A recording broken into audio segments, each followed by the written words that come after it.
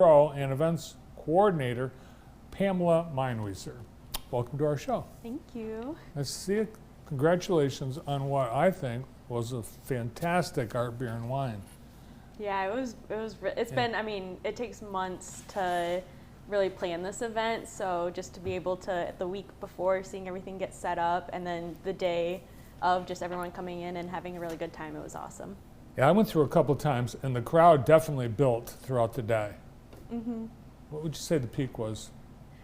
Oh, I mean, 2,300. yeah, that's yeah, probably around like, because we had early admissions this year, like as a thing for people. So around 1, we opened the door for them, and then 2 is when it opened up for everybody else. But probably around 3 o'clock, 4 especially, that's when you see all the attendees. And what beautiful weather. When you look at tomorrow's forecast, you can appreciate how nice you had it. Yeah.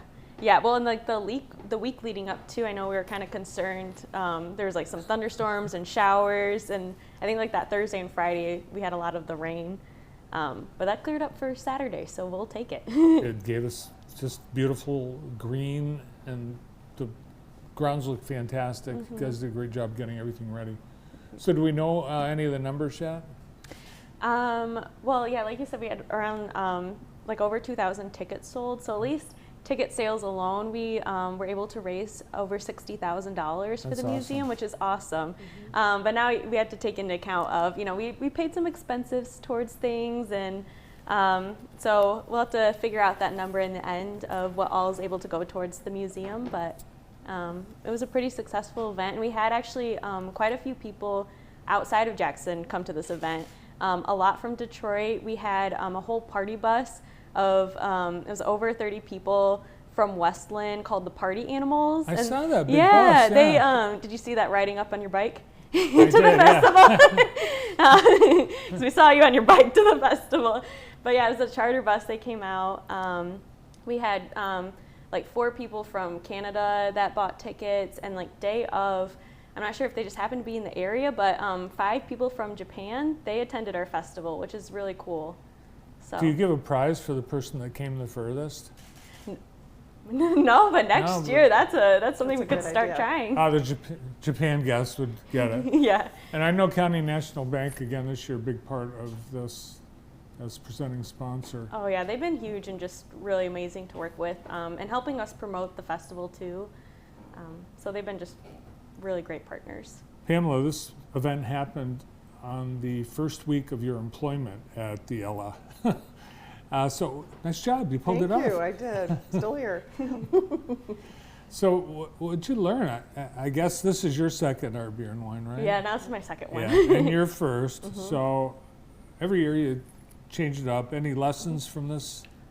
Yeah, we did a debrief, and there are things that we can always do better, and we'll implement those next year. There's always things you take away and things you add, and you'll see it next year when we have the event again the first weekend in June. Yeah, I guess you survey the attendees as well on those Yep, surveys. I worked there. We had a sales booth, so it was pretty intense there for a while. And it also served as an information station, so I learned where things are very quickly. Well, congratulations. Thank I you. know it was hundreds of people that made sure Lots. this was a success. Smiles. It's really a great way to showcase our community. Oh yeah. That means start of summer with the art, beer, and wine, and summer events follow. What's next? Well, our first patio party for the summer is next Thursday on the 26th.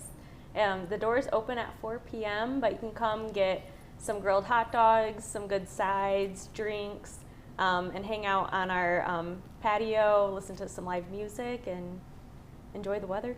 Hopefully it's great weather. And who's the entertainment? So the first one, we are going to have Brian and Steve Tucker on, so it'll be really great. So the patio, it's changed over the years. There's COVID and there's a number of things. So it sounds like you have the patio party back to the way it was at the very beginning, which I think was the most popular iteration of the event.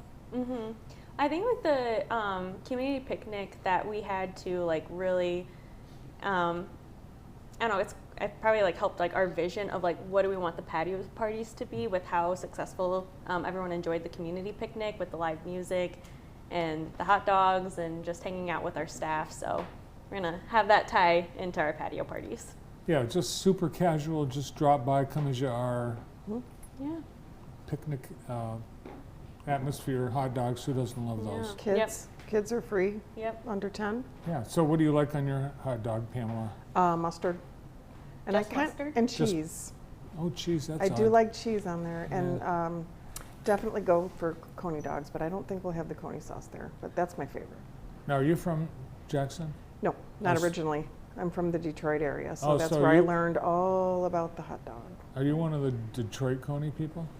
I do like Detroit conies, but I definitely, when I moved here, I found that a place that was off of Detroit Street, and I can't remember. Tommy dogs. Oh, they were amazing. Yes, well, you can get pretty much that dog at Virginia Coney Island. That's where I go.